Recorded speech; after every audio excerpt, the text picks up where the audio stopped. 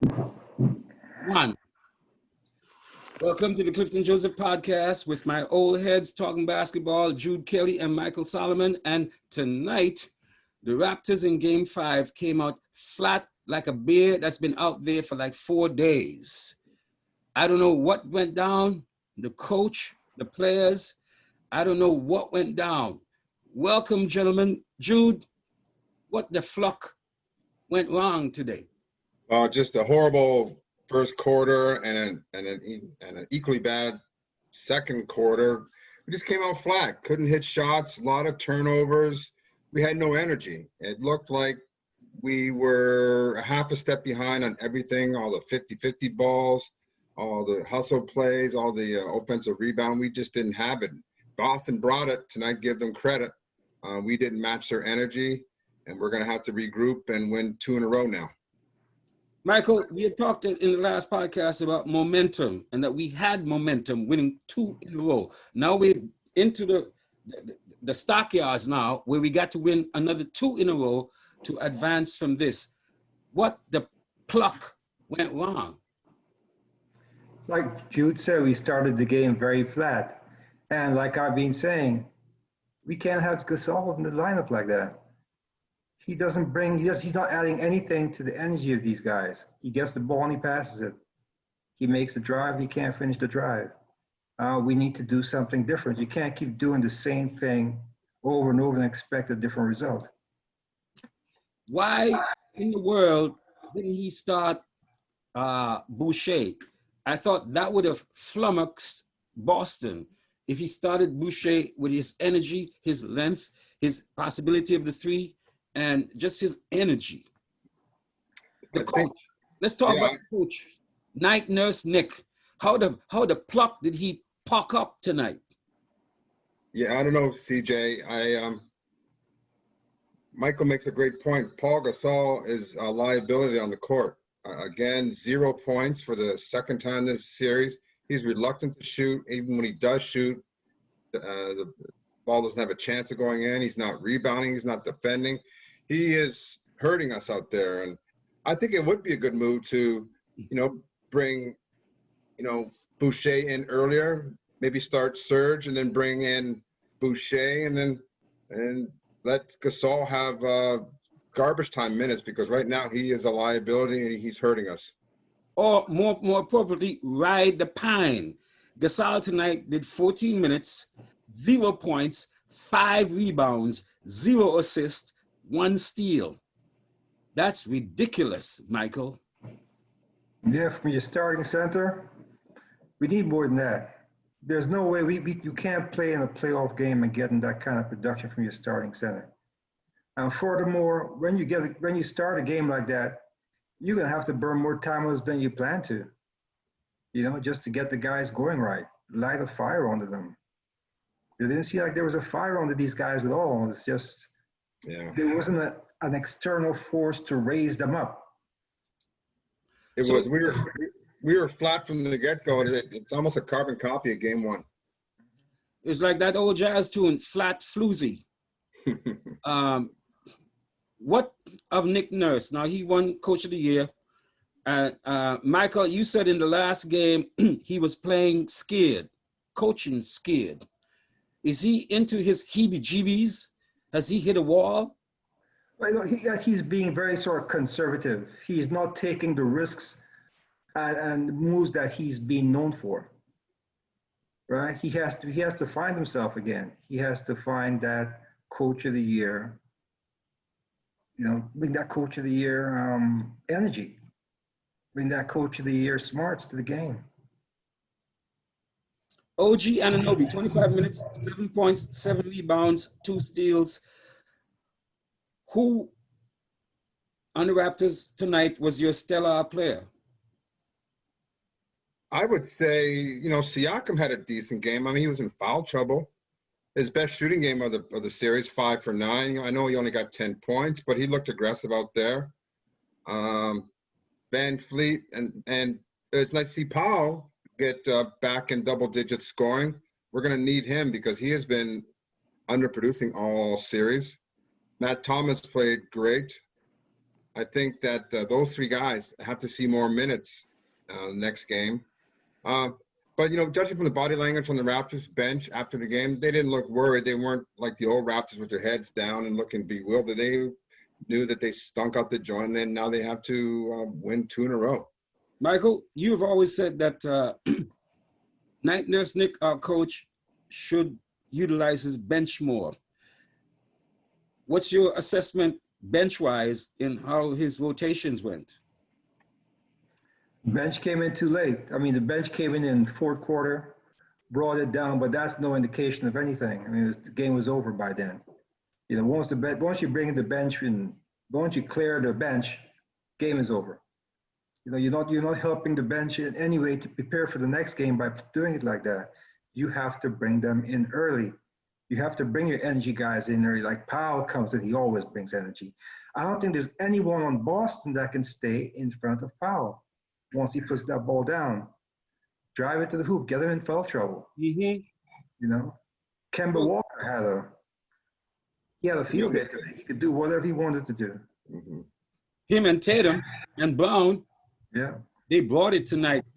What do we do? Do we change the starting lineup? Like, obviously, I think that we should change Gasol and maybe start Boucher. But how do we change the starting lineup, and also how do we utilize the bench, gentlemen? Well, I would say, I would start Ibaka because he started a number of games this year for us. But you bring in Boucher as your first center off the bench. You got to get Matt Thomas some time early. I think that if Lowry or Van Fleet, if one of the two of those guys are struggling or not producing early, you bring in Powell, then you bring in Matt Thomas to see if he can stretch that zone and hit some threes. How about a guy like Stanley Johnson? I saw him. He had a couple of burn. I haven't seen him. I haven't seen enough of him, but I mean, we got the desperate times calls for desperate measures. And these are desperate times. Yeah. And he should have pushed that panic button way earlier than he did. I started pushing the panic button like halfway. 11 points in the first quarter? 11 points in the first quarter, a playoff low for a franchise. And 35 at halftime, and another playoff low. So that was bad. It was bad. 30, yeah. So anyways, and the funny thing about this game is that we outscored Boston from 3. We had 12 3-pointers. They only had 11, but it seemed to me like they had a lot more than that. But 12-11, we won the 3-point battle. Yeah. What I noticed is, again, nobody's crashing the boards. For the brief time that Boucher was in the game, when he came into the game, he crashed the boards. He is making things happen down low. He causes a commotion down low. We need that. Yeah. Without that element of the game, we're going to be losing. We need that kind of energy down low. We don't need that lackluster. The ball goes up and guys are watching. I mean, you got to crash the boards, man, especially when people are shooting threes. You got to crash the boards. You can't just wait for them to come down the court. Come on, we're playing basketball here. Yeah, to me, the big difference was all their starters on Boston played great. Daniel Tice had a spectacular game. What do you got? 15 points, 5 of 5, a bunch of blocks, 1 assist, 8 boards. He's been out playing our centers. Gasol, our starting center, all series. So we get 15. They get 15 from Gasol, from Tice. We get 0 from our starting center for the second game this series. It's going to be tough if we don't get production at that position. We're 15 points down to start the game. You're starting the game from the back. You can't win like that. Yeah. The Celtics coach is uncoaching and outcoaching Night Nurse Nick. Tice, Williams, they play a lot of minutes and give them effectiveness. And we're not doing the same right now. Going into game 6, what do we got to do? We got to bring energy. We got to come hard. We got to let Larry loose. Just Now he has to bring his bulldog self and just will us to the finish line. We need that leadership. We got to play with a sense of desperation, a sense of utter urgency. Otherwise, we'll be going home. I'm confident that the Raptors are not going to lay an egg 2 games in a row, and that Lowry will bring his, energy and his playmaking, his shot making to the team. But I think we definitely got to make a change of that center position, because if we roll out the same starting lineup on Wednesday, I'm going to be really disappointed. Mike, we got to press. Go ahead. You got to press the guy. We have to press. We have to pressure them whole game. You got to use your bench. We can't rely on what we've been bringing. We have to use our bench. We got to press. We got to make them run. We got to be helter-skelter and play solid basketball. Yeah. In terms of the bench, Mike, back to you. Who do we play then in terms of the bench? Like, what's your ideal in terms of bringing cats off of the bench? You play Powell. You play Matt Thomas. Matt Thomas came into the game with some energy. He's going out. He's driving to the basket, coming off the screens, pulling up for the shot. And he looks very confident. We got to use him now. Who else? Davis? Well, Davis has to play. Davis is one of our key guys. I mean, he brings the energy all the time. He hasn't been getting that many minutes lately. Yeah. 12 minutes today. I think, Boucher is going to be the key. Boucher and Thomas. Got to see more playing time. I'm saying, gentlemen, that we also bring in Hollis Jefferson to Oakley, Charles Oakley shit. Yeah, Rondo's a great defensive player. Hollis Jefferson's a great defensive player. So, he could help us, spell some minutes and play some tough D, and he can create on his own too. So we got to go 9 deep. 9 deep. We got to go 9 deep. I agree with you. Their asses off. And on the other hand, Giannis is out in that series between Milwaukee and the Heat. He might not play the next game. They don't stand a chance in hell, a snowball in hell of winning this. So Miami is up ahead. If we get off of this to face Miami, what do we got to do in terms of changing the coaching style? I think we match up better against Miami than Boston. I believe the winner of the Boston-Toronto series will take the East. Miami's playing with a lot of confidence right now. They will likely win that series. But I think the winner of the Boston-Toronto series will beat Miami as well. I concur. Michael, what about you? Yeah, well, you can see Milwaukee coach was out-coached in this series. Again. Right? Again, I mean, they want Giannis to keep doing the same thing. You can't keep doing the same thing when you're losing, I would have been putting Giannis in the low post, Maybe start the game inside out, he's a problem.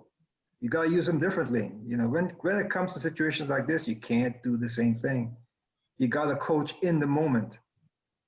And the word in the street is that Giannis is looking at 2 teams, Toronto and Miami, to flood the scene, especially if they get swept.